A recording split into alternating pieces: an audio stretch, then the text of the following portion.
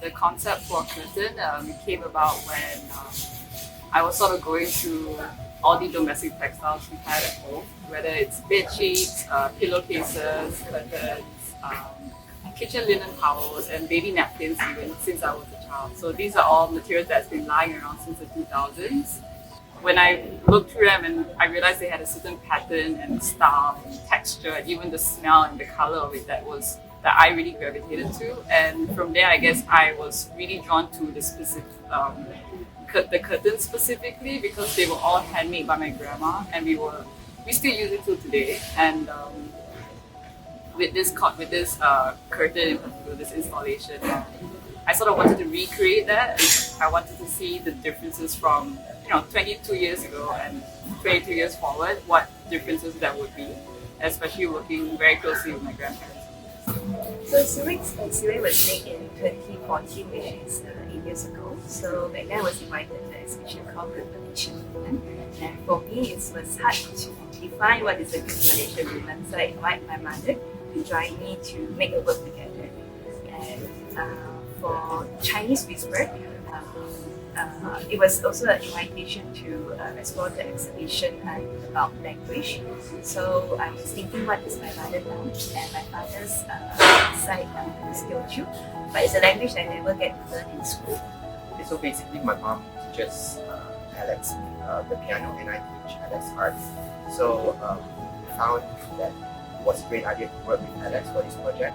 For piano and song, piano was basically little clay sculptures done by Alex, and they were a reflection of his finger movements while playing piano in front of my mom.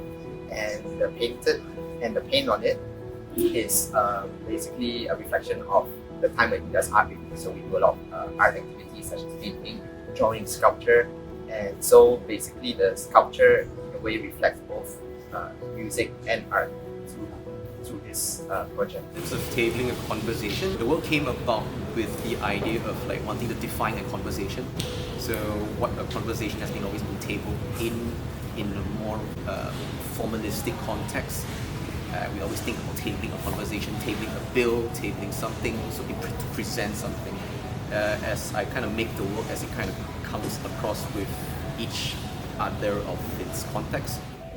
So my work for this exhibition is called For Yourself Statements.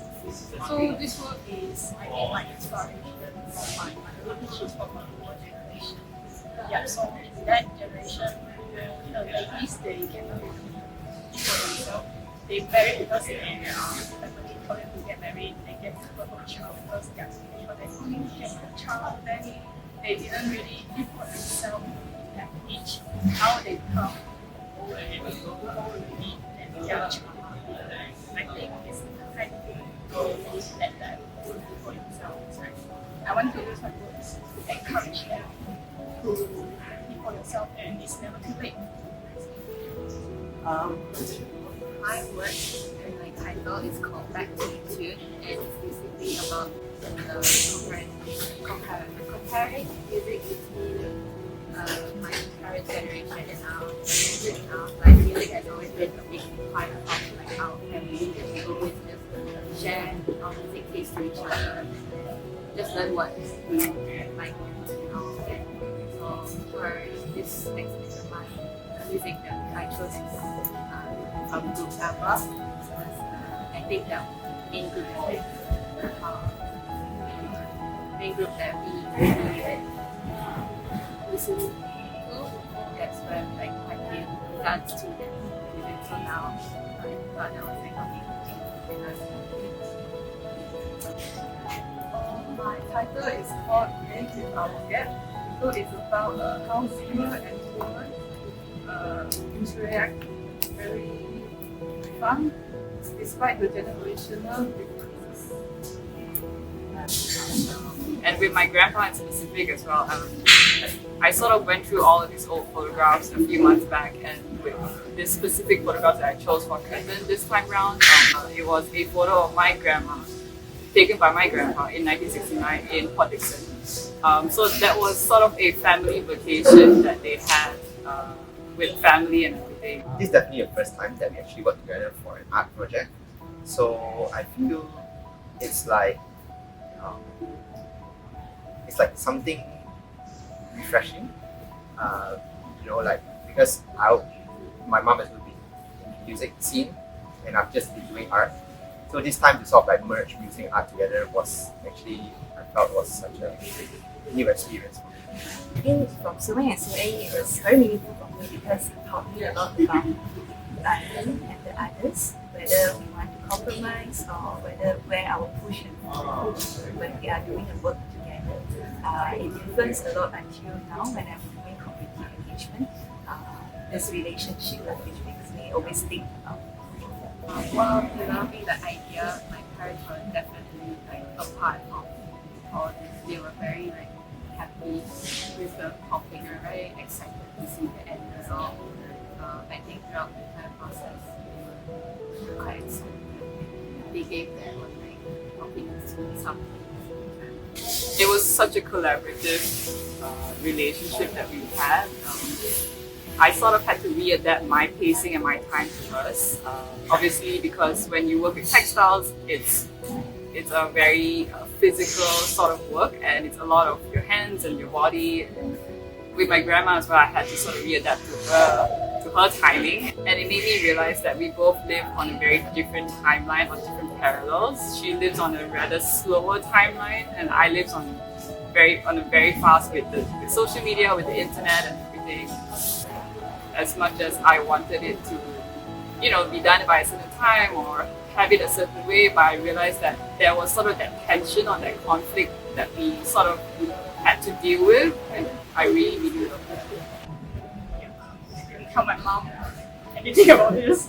But she's my model for the illustration for the book illustration. So you can see that Nikki wearing the color shirt. The hair is kind of like it's actually her representation of her. Because I didn't tell her anything about that, so I don't know how she will act also. So when I was developing the idea, I also talked with my older parents, asking about their fashion trends and entertainment. And so they already have an idea of what I'm actually doing. But it's not until I give them the final product. Oh, this is our family lah. You are doing it, yes. And I really shy lah. And so I then said, okay, it's very new lah. They also hope other parents will relate. Well, when I saw the brief, it reminded me of like how we always have we have a tendency of like grouping people into groups, and I always find that it is, as a Gen Y person myself, I've always find that it's always nicer when I find someone older with talk, and then somehow I feel the relatability with the older person. But as of recently, as well, working with a bunch of Gen Zers, and then I find actually there are defining traits that I find similar as well, but also at the same time it reminds me of myself, but it gives context of that bridging that gap almost between the Generation X and the Generation Z. I think they learned that we're not the same. As much as we were related by blood, they are my grandparents, we are living under the same roof, we are family, but I guess they realized that, oh, she's from a younger generation, she's from a different generation, she's on the flip side. So clearly we had very different ideas, different perspectives, different opinions. In the video, she said something like, "You don't know how to compromise." Back then, I thought it was a joke or something. Then now I older also, when I look at it, I actually felt a lot on that sentence because I think she compromised a lot for me. Yeah, I feel this is a good starting step for us to actually understand each other. So I feel like if we get to collaborate or work together again, I feel like we can really enhance and strengthen this bond together and sort of realize it through what we